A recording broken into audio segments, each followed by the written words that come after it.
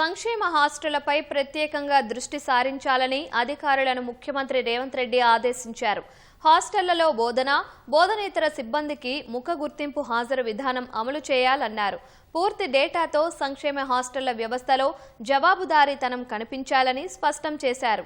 BC, SC, ST, minority సంక్షేమ శాఖలపై command control కార్యాలయంలో ముఖ్యమంత్రి రేవంత్ రెడ్డి సమీక్షించారు.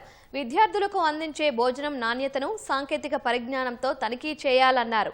విద్యార్థులకు సరైన పోషకాలతో కూడిన పౌష్టిక ఆహారం అందేలా చర్యలు తీసుకోవాలన్నారు.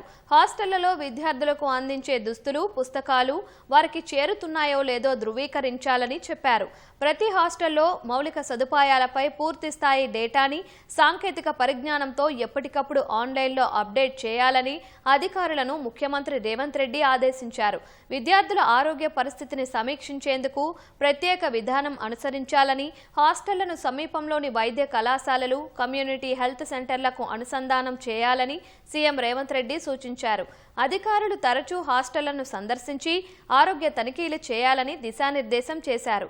రాష్ట్రంలో సంక్షేమ హాస్టళ్లకు సంబంధించి ప్రతి నెల గ్రీన్ ఛానల్లో నిధులు అందేలా కార్యాచరణ ప్రణాళిక రూపొందించాలని అధికారులను సీఎం రేవంత్ రెడ్డి ఆదేశించారు.